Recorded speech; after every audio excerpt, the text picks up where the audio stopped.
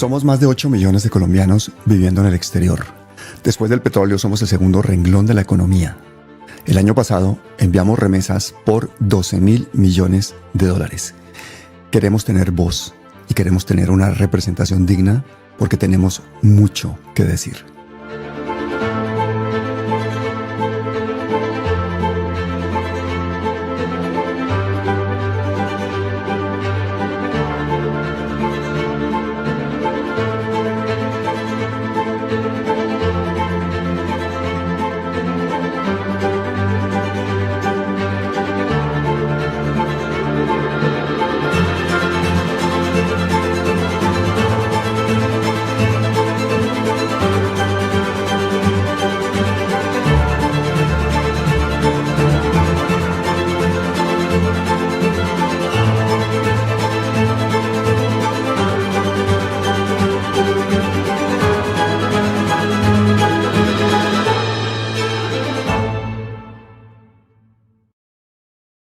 Bueno, gente, buenos días. Privilegio.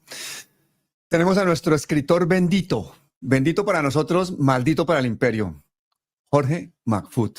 Jorge, bienvenido. Hola, Pablo. Un gusto estar contigo y un gusto mayor porque se van a agregar un par de otros compañeros. Bueno, se va a agregar ni más ni menos que nuestro gran amigo, analista y además compañero de luchas, Hugo Godoy. Bienvenido, Hugo.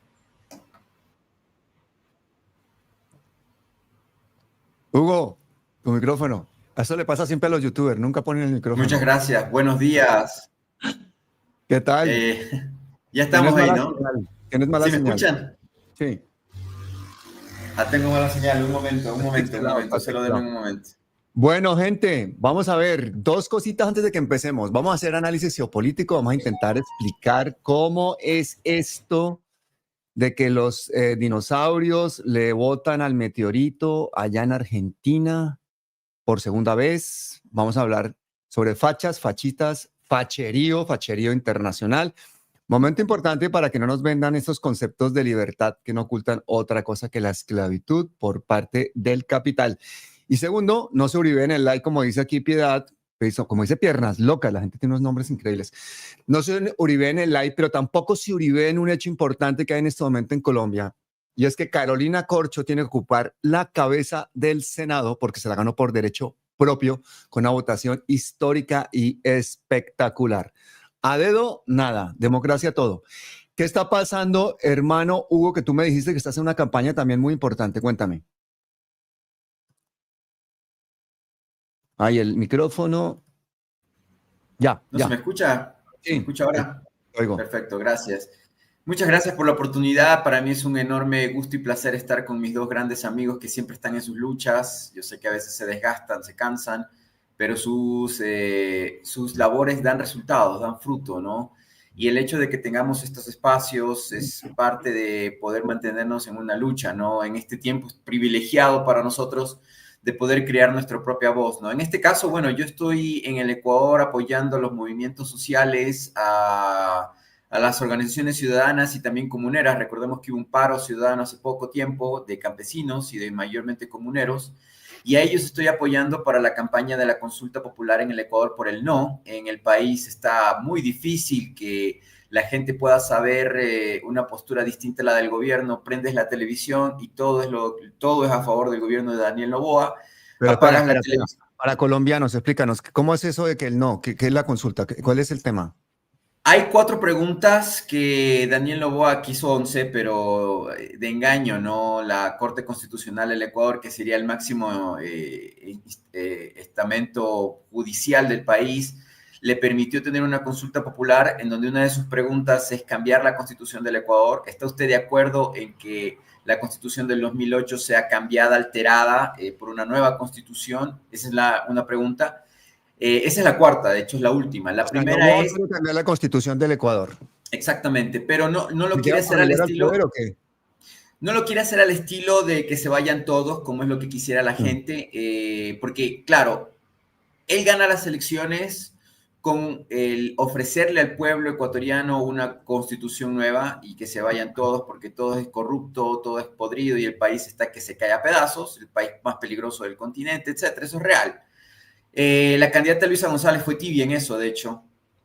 Pero Noboa juega lo mismo que Milei, porque tienen los dos el mismo asesor, que es un hombre que hace campañas a través de consultas a través de preguntarle al pueblo en polls, y es Jaime Durán Barba. Lo que él hace es manejar campañas y gobiernos como el de Macri en la Argentina a través de preguntar a la gente qué siente, qué piensa. Entonces, a través de eso él les engaña, ¿no? Te dice lo que quieres escuchar, ¿no? Entonces, es como decir, soy mal esposo, soy mal padre, pero le pregunto a mi pareja, ¿qué te gustaría tener? Ah, me encantaría que me traigan flores y rosas. Entonces yo te voy a traer flores y rosas, ¿no? Pero te sigo maltratando, te sigo engañando, o sea, es ese juego, ¿no? Entonces, Noboa gana las elecciones con esto de la consulta, de la constituyente, pero dice en el gobierno, como ganó la asamblea completa, dijo no, o el Congreso de Ecuador dijo, ya no vamos a la consulta. Entonces caen las encuestas.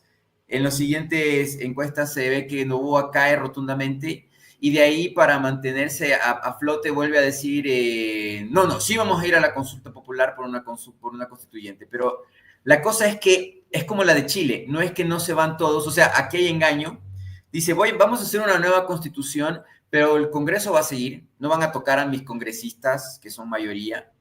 Los jueces van a seguir ellos, van a seguir fiscales que también están con los narcotraficantes, los O narcos. sea, cambiar todo para que todo siga igual.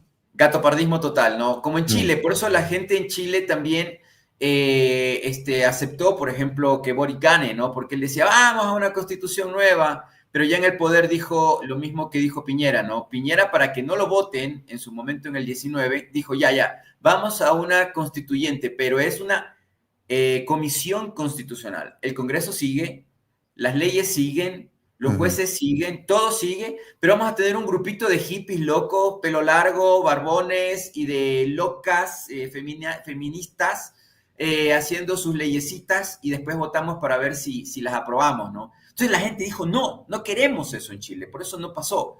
Lo que queremos es que se vayan todos y refundar Chile.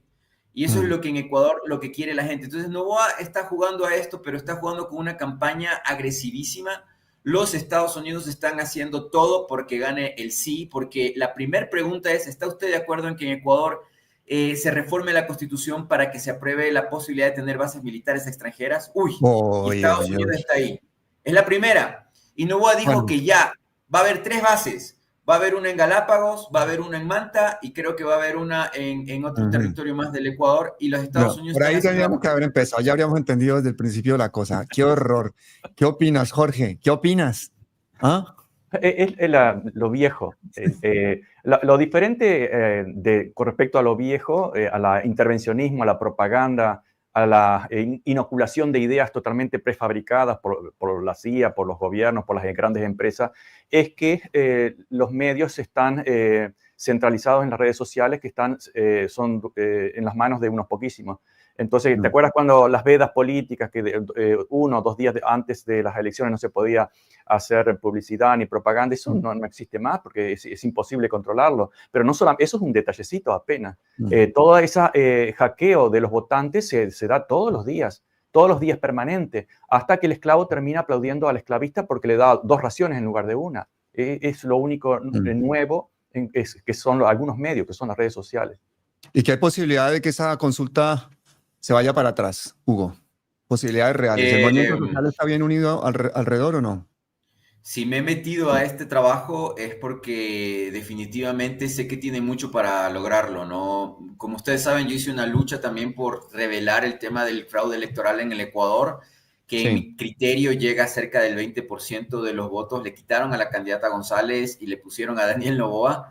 Los militares están metidos en este tema, ellos son los que imprimen las papeletas, hacen el cuidado, la vigilia de las urnas, porque es papel, se vota en papeleta física. Entonces, por eso viste la represión brutal que hubo aquí en el Ecuador, creo que fue internacional. Bueno, no se quiso saber internacionalmente, ¿no? No se quiso saber, pero hubieron asesinados. Yo mismo salí con cámara a cubrir en Quito las manifestaciones y eran muy agresivos. O sea, o bajas eso o te mato, ¿no? Los militares y policías están desaforados acá. Entonces, y es porque ellos están cuidando su negocio, ¿no? El negocio del narcotráfico, el negocio de las armas, el negocio de repartirse lo poco que queda de país. Entonces, ellos obviamente están en contubernio para hacer el fraude, probablemente de cerca de un 20%. lo que le he dicho a los partidos y a los movimientos. Hay también, debo decirlo y hacer una denuncia internacional del tema, hay una especie de plata o plomo con los partidos de izquierda. La Pachacutic no está haciendo nada, aunque está calificado para hacer campaña. Lo que dice Jorge, podría ser algún trabajo de campo, lo que sea, pero no están haciendo nada. El gobierno, aunque empieza la campaña el lunes, de todas maneras ya viene haciendo campaña por el sí, creo que desde el año pasado. Y la Revolución Ciudadana tampoco está haciendo nada. Y de lo que me han dicho en ciertos espacios es que ellos ya han negociado sobrevivencia o bipartidismo, como lo que vamos a hablar sobre Argentina, en el sentido de que la bicicleta, ¿no? Ya está bien, llévate todo, como el republicanos y demócratas. Ahorita es tu tiempo, llévate todo, pero a mí déjame sobrevivir y después dame mi espacio para que yo también pueda también tener mi espacio de poder en su momento, pero no me desaparezcas, ya no me persigas. Pero yo creo que, como bien dijo Jorge, el proceso del fenómeno Noboa, que es de vieja escuela, la dictadura moderna, esto va quizás unos 10 o 20 años. Sí. Además, hay un factor psicológico, aparte de 3 o 4 otros factores psicológicos, pero es uno muy primitivo, muy cavernícola, que las grandes empresas siempre la han explotado muy bien. Es el gran enemigo que combatimos, lo creamos y luego lo combatimos. En este caso, en todos los países latinoamericanos, ya no solo Colombia, que era el reconocido centro de la cocaína, etcétera, todos los países latinoamericanos, incluidos Argentina, Uruguay, que eran los más lejanos y los menos tocados en el pasado, todos están sucios por el narcotráfico, por relaciones de narcotráfico, lo cual al mismo tiempo favorece a los mismos que los producen, a aquellos que están involucrados. ¿Por qué? Porque creamos el problema y luego vamos con la solución. ¿Cuál es la solución desde el punto de vista popular? La gente no opera una explicación muy complicada, sino algo simple, porque esa es la lógica de la propaganda, la publicidad comercial y la propaganda política. Simple. ¿Qué era en el pasado? Comunismo. Primero eran los negros en las repúblicas bananeras, luego el comunismo. Luego, ¿qué pasó? Bueno, se terminó el comunismo aparentemente, en parte, desde el punto de vista simbólico, en 1990, y pasó a ser el islamismo, que también inoculado por la CIA y otros grupos de Occidente. Y ahora, actualmente, siempre lo ha sido, pero ahora se ha puesto más el foco en el narcotráfico. Entonces, ya sirve como excusa para invadir o atacar Venezuela, pero en el caso de Ecuador, en el caso de Uruguay, etcétera, ¿quiénes son en Argentina con Bullrich? ¿Quiénes son los campeones de la lucha contra el narcotráfico? Aquellos que están a favor de la represión, como en el caso de Bukele en El Salvador y otros partidos de derecha, la represión como la solución de todo, lo cual en cualquier país es necesario un cierto grado de represión del Estado contra el crimen, como está ocurriendo en Río de Janeiro, por ejemplo. Pero otro ejemplo, Río de Janeiro, ya que lo menciono, el problema del narcotráfico que es real, así está siendo explotado por Flavio Bolsonaro, el senador más poderoso de Río, y el gobernador, etcétera, en el cual nosotros vamos a solucionar el problema. ¿Cómo? A fuerza de bala. Represión, etcétera. ¿Y qué más atractivo que eso para gente que primero está viviendo el problema y si no lo está viviendo, está asustada por el problema? Pues nadie queremos tener narcotraficantes o mafiosos cerca y menos nuestros hijos involucrados en la droga, etcétera. Es la excusa perfecta. Entonces, lo mismo cuando uno tiene una empresa de antivirus de computación. ¿Qué es lo que quiere? Que haya virus, no que liquidar el problema. Entonces, en este caso estamos en la misma situación. Los partidos, que generalmente son de derechas, conservadores, pro clase alta, pro esclavista, lo que quieren es miedo. Y el miedo se logra con ciertas realidades, en este caso el narcotráfico, y luego le vamos a vender la solución porque la gente es capaz de dar cualquier cosa para aliviar el miedo. Cualquier cosa. Recordemos, dos cosas importantes en la propaganda y la publicidad. Deseo y miedo. El deseo en la publicidad comercial y el miedo fundamentalmente en la política. Eso es lo que tenemos ahí. Entonces, Noboa, que ya dice que podría violar la Constitución, ya la violó desde el momento que es un estadounidense nacido en Miami, pero además todo el caos que generó con el fentanillo y todo se convirtió Ecuador, no solamente él, obviamente, pero convirtió Ecuador en una de las capitales de la droga y, en consecuencia, de la violencia, porque donde hay droga hay mafia y donde hay mafia hay violencia. Y lo mismo en otros casos. Entonces, es la fórmula perfecta para que las clases dominantes, extractivas, opresoras mantengan a los esclavos con miedo y apoyando a los esclavistas. La misma fórmula de siempre con distintos medios, más tecnológicos hoy en día. Imagínense el papayazo que le ha dado a la derecha colombiana Donald Trump. Primero, desertificando a Colombia. Segundo, diciendo que Gustavo Petro es narcotraficante, metiendo en la lista a Clinton, a Petro, a su hijo, a su exesposa, al ministro de Interior. Está la extrema derecha colombiana poniendo un relato de que, mejor dicho, somos un narcoestado, cuando es la extrema derecha colombiana la que ha convertido a Colombia en un narcoestado. Pero ahora es una batalla cultural. Entonces sale, por ejemplo, un señor que se llama Pinzón, que ha sido embajador nuestro, que ha sido ministro, que ha sido de todo, y el tipo de extrema derecha hablando en contra de Petro y de no sé qué y tal, y muy bien y tal, cuando el mismo tipo tiene a un tío suyo condenado a cadena perpetua por narcotráfico, ¿no? Tenemos que nuestra anterior canciller, Marta Lucía Ramírez, también tiene a su hermano, que tuvo que rescatarlo ella misma pagando unas multas de estas millonarias para poderlo sacar por tráfico de heroína. Es decir, tenemos salpicado a Álvaro Uribe, tenemos salpicado a muchísimos funcionarios que han estado en los gobiernos de extrema derecha metidos hasta las narices en el narcotráfico.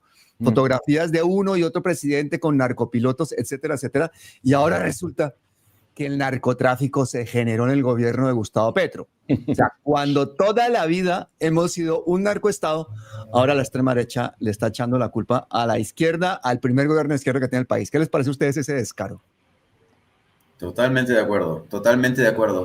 Bien dice Jorge, estamos en una lucha por el relato, ¿no? Perdón, que también dices tú, Pablo, parecería ser una guerra cultural, pero más que guerra cultural es cognitiva, ¿no? Es de qué relato es el que se impone y con qué antecedentes se impone. En el caso de Estados Unidos, está tratando de imponer su relato con sus pruebas, supuestas pruebas, y con sus castigos, con crimen y castigo, ¿no? El juez y el verdugo, con el caso de Venezuela, con las lanchas que están destruyendo y que ellos mismos fabrican a veces la misma prueba, ¿no? Como también lo vimos acá en el Ecuador durante las manifestaciones de hace unos días, en donde los policías capturaban, llevaban preso a muchos de estos muchachos que se manifestaban, y para justificar la captura le ponían droga en los bolsillos, en las mochilas, en la ropa, para decir, no, es que también vende droga o tiene armas, ¿no? Pero eso, las fotografías lo mostraban que los mismos policías estaban poniendo eso.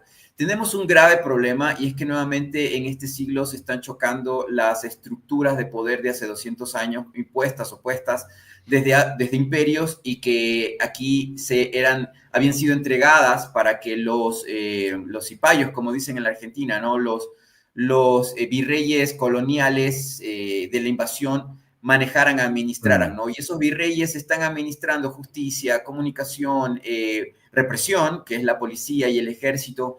Entonces, están chocando nuevamente contra el pueblo, porque lastimosamente estamos viviendo una crisis brutal, una crisis de hambre, de necesidad en nuestros pueblos, en la Argentina, en Chile, en Perú, en Ecuador. La gente se está muriendo de pobreza, de miseria, ¿no? Y esto se está acentuando mucho más, se está agravando, ya que Estados Unidos también está en la misma crisis de hambre. Entonces hay que implementar más relato y más bala, más violencia, ¿no? Y claro, en el caso de Argentina, el pueblo que está totalmente desesperado, se le da una alternativa, que es el fenómeno distinto, y que pasó también en el Ecuador, ¿no? Mira, vota por este muchacho que es joven, que es disruptivo, que tiene una apariencia completamente distinta al político clásico, vota por toda esta gente. Mira que la Libertad Avanza, metió un montón de gente desconocida, incluso en Córdoba, le sacaron al gobernador, que clásico, el político de siempre, que fue hasta candidato presidencial, por un perfecto desconocido en el ya. ¿Por qué? Porque la gente está harta y cansada de lo mismo de siempre y dice, entonces busquemos algo nuevo. ¿Por qué le dan de nuevo? Ya no le dan una droga clásica, ¿no? Ya no le dan el polvo blanco, lo que se fuma. Ahora te dan una pastillita, como el fentanilo, que te dicen, esto no te va a matar tanto, te tomas la pastilla y no te va a matar. Pero es peor, es destructiva, pero claro, como la gente no quiere la misma porquería de siempre, porque hay que decirlo, en la Argentina el peronismo es esa porquería que quieren que se vaya. La población ya no quiere a esos oportunistas pillos, ¿no? Que se meten dentro de un nombre como un pastor evangélico, decir, aquí está Jesús, ¿no? Pero de Jesús no saben nada, o hacen lo contrario. Entonces, por eso está Milei allá. Y por eso en Ecuador está Noboa, porque en el caso de Noboa, La gente no quiere que con tanto escándalo, con tanta situación que pasó alrededor de Rafael Correa, la gente también tiene miedo de decir, no, no queremos a Rafael Correa, entonces te ponemos a este. Pero este es 10.000 veces peor que Correa, esa es una realidad, ¿no? Pero la gente quiere algo bueno, quiere soluciones modernas, pero no se la dan. Bueno, gente, aquí ya está la gente despertando con las preguntas concretas del auditorio. Vamos a cambiar el ritmo del programa. Ahora vamos a hacer preguntas concretas, respuestas cortas y concretas de nuestros invitados. Vamos a empezar con el tema del día. ¿Cómo así? ¿Cómo así, mi querido Jorge, que los dinosaurios le apuestan al meteorito por segunda vez en Argentina? ¿Cómo así que Milei ganó de esta manera?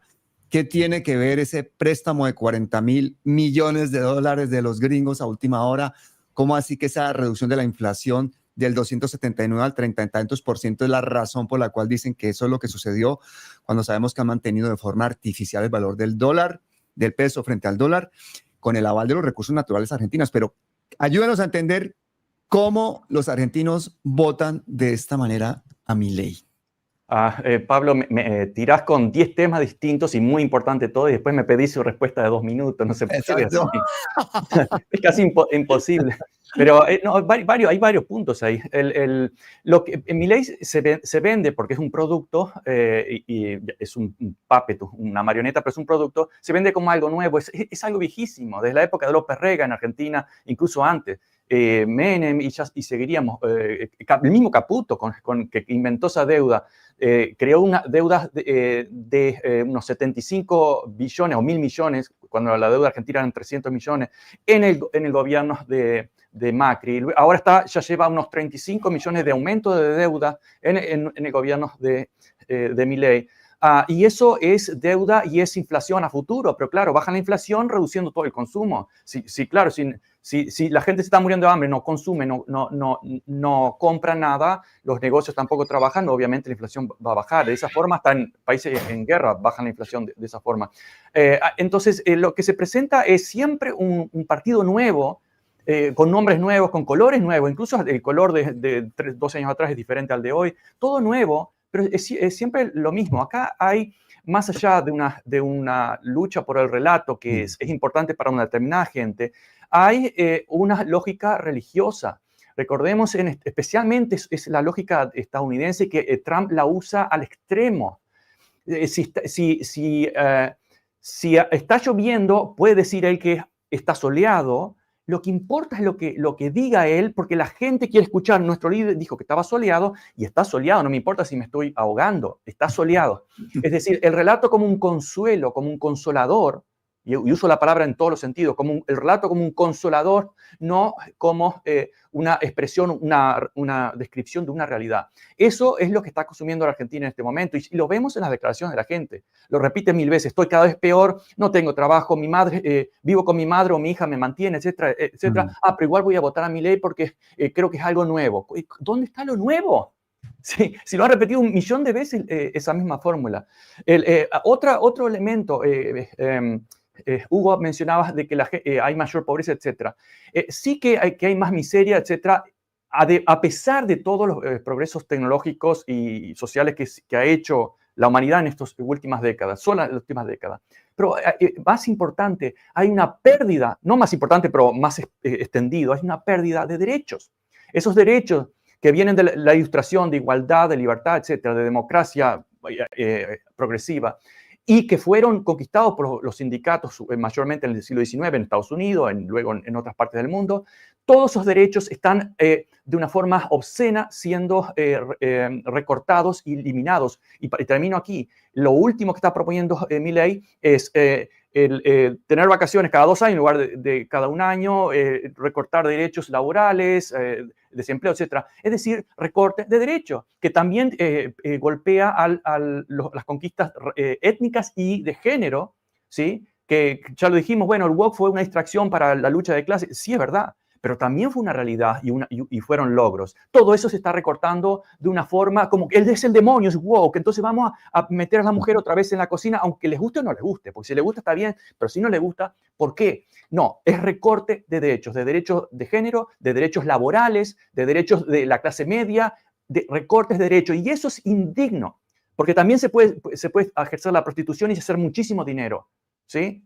O el narcotráfico. La prostitución creo que sería otro género más digno que el narcotráfico. Se puede hacer mucho dinero, etcétera, pero hay un tema de dignidad que estamos perdiendo de una forma radical solamente porque creamos prosperidad, etcétera. El viejo discurso neoliberal que nunca lo creó, sino todo lo contrario. Y podía seguir por otras partes de las contradicciones de Milei con Trump, pero creo que... Pero una cosa, esa creación de prosperidad es creando una liquidez ficticia en base a un endeudamiento sin límite, ¿no? Claro, en el caso de Argentina.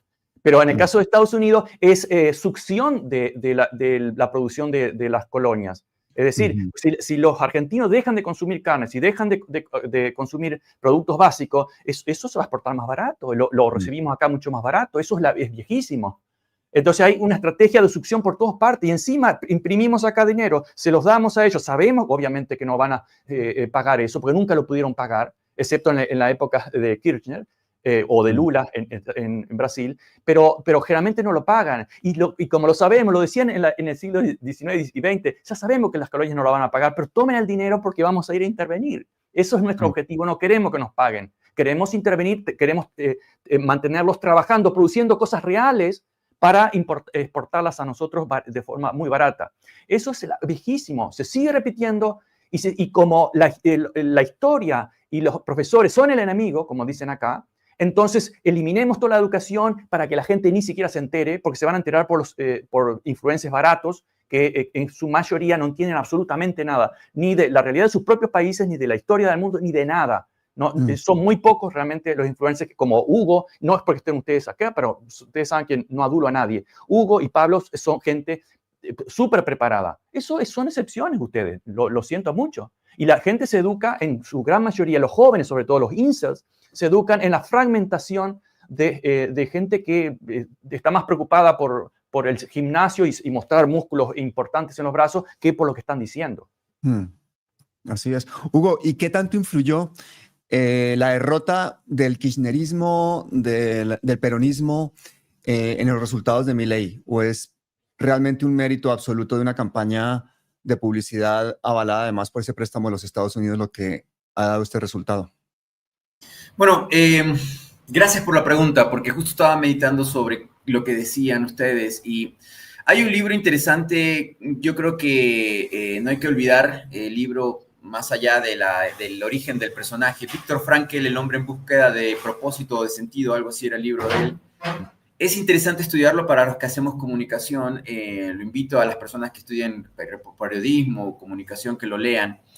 Viktor Frankl hizo un estudio en carne propia de los campos de concentración, porque estuve en uno, ¿no? El de Auschwitz fue el de él, donde él tuvo que estar, y trató muchas cosas, entre ellas el fenómeno del torturado, de la víctima que se hace al victimario, es decir, que protege, defiende y hasta justifica al victimario. Eso creo que es en síntesis buena parte de por qué escribió Viktor Frankl tal libro, ¿no? De que a veces los torturadores y los criminales peores eran los compañeros de celda, de barraca, que cumplían funciones de ser el que delataba a los compañeras que escondían un pedazo de pan, que trataban de escapar, etcétera, ¿no? Todo por agradarle al sobrevivir a costa del otro, aunque el otro sea otra víctima como yo. Entonces, lo que ha hecho Estados Unidos en nuestro continente es muy interesante y también en Europa, y es con el poder blando engañar, como lo hicieron los ingleses también en su tiempo, a la población, que subyugan, que explotan, o sea, no existe peor enemigo para cualquier americano fuera de Estados Unidos que Estados Unidos. Yo creo que hay que decir las cosas como son y nadie las dice, y con palabras fáciles y rápidas como dice Pablo que las digamos. El peor enemigo de cualquier, bueno, nos dicen latinoamericanos desde Francia, pero para cualquier otro americano fuera de Estados Unidos es el propio Estados Unidos. Sí. Pero la mayoría de los que están en la calle creen que la mayor bendición de este continente es Estados Unidos. Sí. Y esa es la gran victoria del imperialismo estadounidense en nuestro continente. Y eso le pasa a los argentinos, porque lo que nadie le dice a los argentinos es que si mañana desde Washington y desde Nueva York se les ocurre mandar a la miseria a México, lo hacen.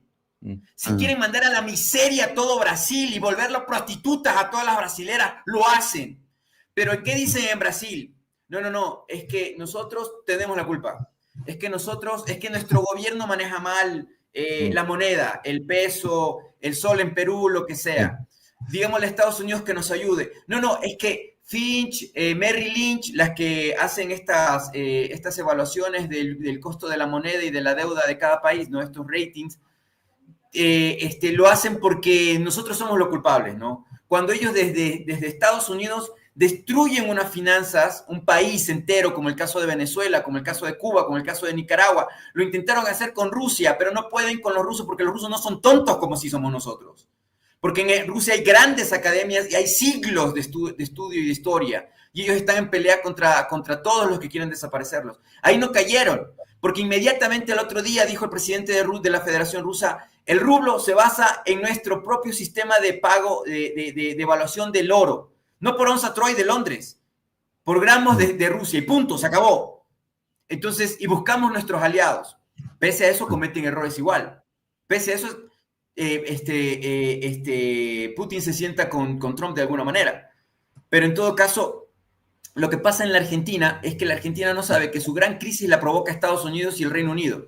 Pero siguen cayendo en la misma estrategia de que se mueran los demás, yo voy a caerle bien al capataz, al secretario de Estado de Estados Unidos, al director del Fondo Mundial, del Banco Mundial, del Fondo Monetario Internacional, porque como yo soy el cipayo, yo soy el enviado del capataz para decirlo, para chismear, para decir lo que pasa acá, entonces Caputo, como bien mencionaron ustedes, y todos los millonarios que están detrás del Partido del Ya, porque los que están detrás de La Libertad Avanza son los mismos que estuvieron detrás del PRO, y son los mismos que financiaron a los radicales antes. Los millonarios, los ricos son pragmáticos, es como decir, utilizo este auto de Fórmula 1, lo quemo, lo reviento, lo despedazo, mañana me compro otro y pongo otro ahí. Soy yo mismo, pero con otro auto. Ahora es mi ley, mañana vendrá cualquier otro ser vivo que será fin a sus intereses, lo descarto después y pongo otro. En cambio, entre las izquierdas, yo estos días he estado hablando con gente de izquierda, no, es que ¿para qué vas a entrevistar a Mirek Bregman si es trotskista? No, y aquí son una secta, los comunistas y los... Hermano, ¿es en serio, peronista de mierda? O sea, ustedes, porque si no es de su grupo, no puede llegar nadie. En Argentina jamás ha ganado la izquierda. En Argentina jamás ha gobernado la izquierda. Pero todos dicen al unísono, es que la izquierda kirchnerista... Yo soy comunista. Cristina Fernández no es ni la uña de lo que yo soy de comunismo. Porque han dejado un status quo ahí en cuestiones laborales y todo. Y por eso es que no ganan allá. Pero no permiten que surjan cosas nuevas y que la verdadera izquierda logre llegar. No tiene ni el 3% de votación nacional nunca. Y eso es lo que me dicen. ¿Para qué vas a apoyar a una izquierda en la Argentina si nunca ganan nada? No, más bien vente acá. Ven acá y ayúdanos porque aquí sí la tenemos para ganar. Eso es... Y además el peronismo siempre ha sido muy contradictorio, ¿no? Tuvimos a Menem, peronista. Y de hecho, el mismo Perón en sí mismo, que yo creo que por una razón psicológica era muy mujeriego y iba según las ideologías de sus amantes. Me van a matar en Argentina, pero bueno, no voy a disimularlo. Por ejemplo, el peronismo o peronismo de centro-izquierda que defienden los peronistas actuales en su mayoría, sindicalistas, etcétera, es el peronismo de Evita Perón. Ahora, recuerden lo que fue el peronismo en los años 70, cuando regresa Perón en el 73, casado ya con la tercera esposa Isabel Martínez de Perón, que se convierte luego en la primera presidenta electa del mundo. Electa no, era vicepresidenta, pero eso era la extrema derecha. Fundadores con López Rega, después Martínez de Oz, pero López Rega, la AAA, los asesinatos, el paramilitarismo anticomunista.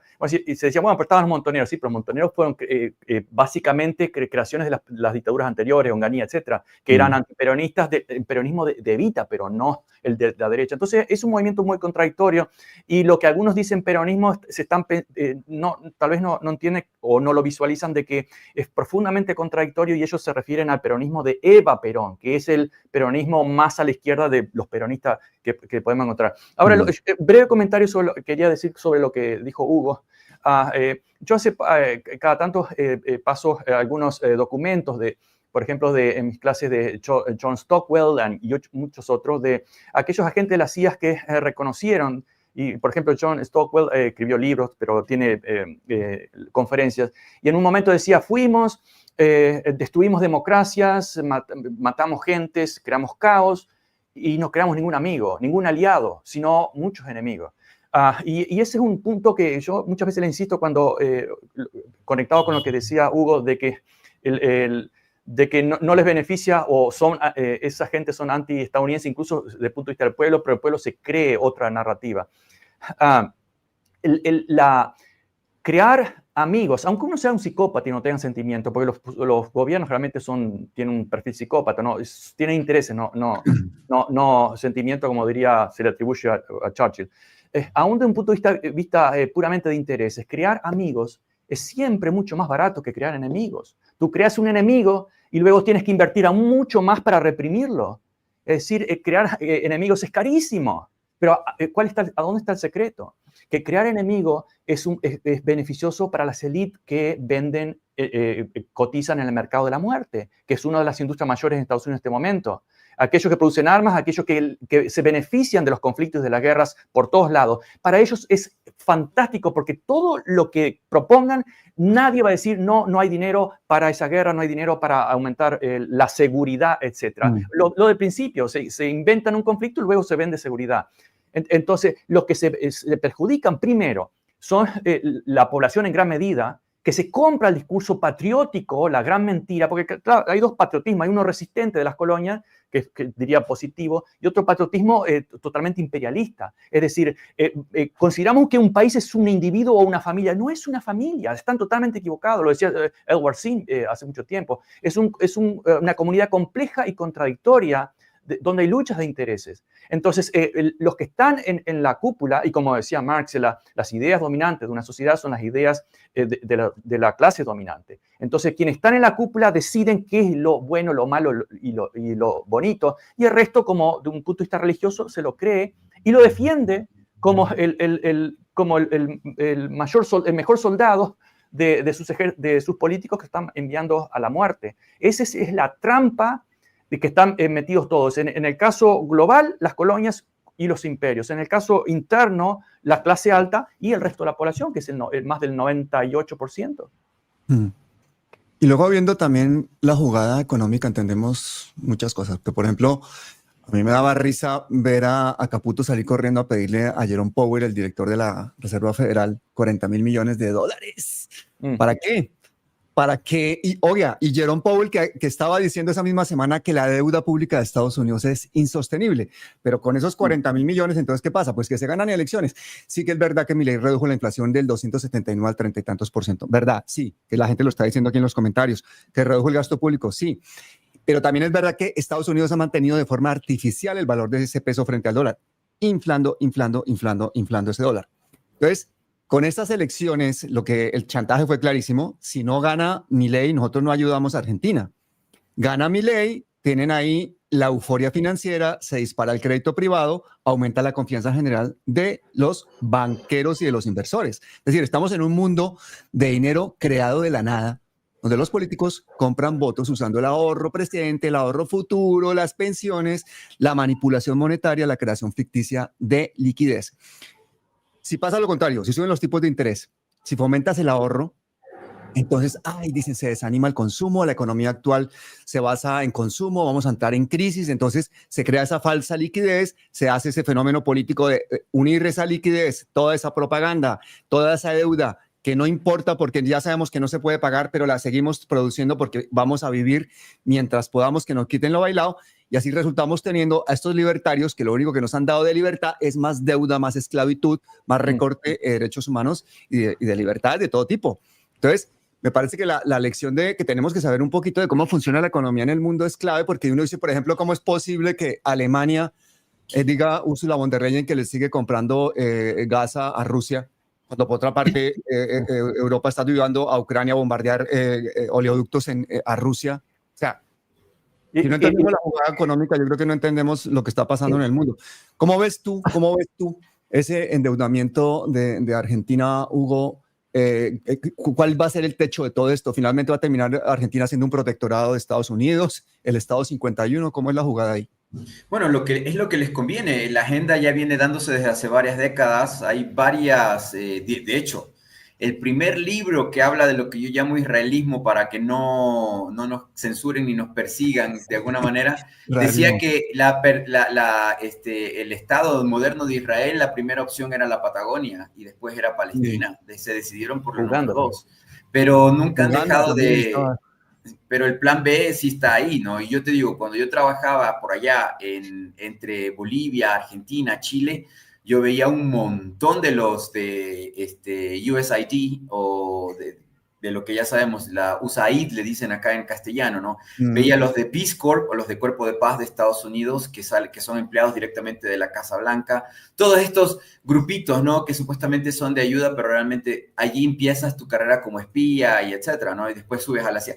Tú solamente mira en la hoja de vida de muchos de los que son directores de agencias de inteligencia en Estados Unidos o de grupos de ese tipo, por dónde han pasado. Fue voluntario en el Cuerpo de Paz algún tiempo. Fue voluntario en el Ejército de Salvación alguna vez. Y todo eso son mentiras y engaños. Hasta yo que trabajé para religiones mormonas gringas, mormona gringa, y eso le explicaba a Pablo desde que nos conocimos, cómo funciona también por el lado de las iglesias. Entonces, a lo que voy es, ya desde hace muchos años está recontra monitoreada la Argentina, qué vale, qué no vale, territorialmente, naturalmente hablando. Solamente tiene que activarse la situación. Cuando ellos necesiten una receta específica, sea violenta, sea blanda, como en este caso con el tema político, con el tema de las elecciones fraudulentas y todo lo demás, ellos la aplican. La última opción obviamente es aparecer con helicópteros y con armas apuntándole a la nuca a la gente y decir te largas o te bombardeo, como está pasando en Gaza, ¿no? Esa es ya la última fase, pero cuando ya lo tienen controlado todo y están ahí, ya no puedes votar, ya no los puedes sacar. Entonces, la Argentina está en un proceso de decadencia y de destrucción, de desaparición. Probablemente tú tengas en la mitad de este siglo una división de Chile y de la Argentina sobre una nueva nación. Otro plan que ellos tienen en mente es el financiar. Y mira cómo lo hacen también, ¿no? Financian estas organizaciones campesino-indígenas, como el caso de los mapuche, para que también exista una disidencia y un choque allí, ¿no? Y ahí es como lo de Víctor Frankl nuevamente, ¿no? ¿Cómo engañas de alguna manera? Decir, mira, yo te estoy ayudando para que tú también tengas tu independencia, tu lucha y puedas también tener tu soberanía. Y esto es lo que decía Jorge, ¿no? Cuando se le entrevista de Univisión, este reportero no me gusta mucho, el que no vamos a decir el nombre, que lo entrevista al presidente Petro, pero de todas maneras... ¿Por qué no vas a decir el nombre? Si es un sionista muy reconocido en Colombia, se llama Daniel Coronel. Bueno, Coronel, está bien. Cuando Coronel le quiere entrevistar, ya es experto en manejar entrevistas, el presidente lo lleva por su camino y no lo dejaba al otro desarrollar su parte, ¿no? Me gustó mucho cuando él dijo, yo soy bolivariano, yo no soy santanderista, pero creo que el 89% de la población de Colombia no entendió a lo que él se refería. A lo que él se refería es que la creación de Ecuador y la creación de Colombia, porque éramos un solo país, se dividió porque porque se tomaron la libertad y la independencia los cipayos de los ingleses. Convirtieron a Colombia y a Ecuador en una caja de recursos por la deuda que aparece de repente. No es que los ingleses financiaron la independencia, es que los ingleses...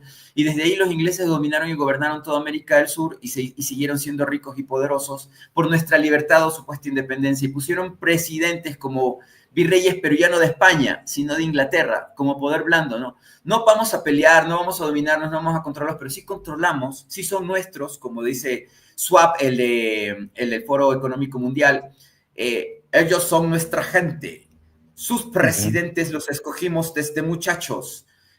Todos ellos son nuestros. Merkel en Alemania es nuestra. Putin en Rusia es nuestro. Entonces, tiene sentido eso. Son muy inteligentes porque hacen lo que yo... a lo que me dedico, a la estrategia, ¿no? Y la estrategia siempre es a mediano y largo plazo. Entonces, más o menos por ahí van los tiros. Y ahí dice el presidente Petro, por eso es mi pelea y mi bronca con Trump, porque yo no soy de Santander, yo no soy de Colombia. Colombia existe por Santander porque mandó a matar con los ingleses masones a Bolívar y a Sucre. Entonces, y con otro venezolano traicionero que es el que funda Ecuador, que fue Flores, el primer presidente de Ecuador, que era un venezolano. Entonces, caraqueño. Entonces, desde allí, cuando lo que empieza mal, siempre va a terminar mal. Nosotros no debimos haber existido como países. A nosotros nos inventan para que Estados Unidos tenga e Inglaterra tenga el canal de Panamá. Ese es todo el chiste del asunto. ¿Y por qué están invadiendo Venezuela? ¿Por qué quieren destruir Venezuela? Porque tienen miedo de que se forma un ejército medio interesante que les pueda quitar el canal en algún momento.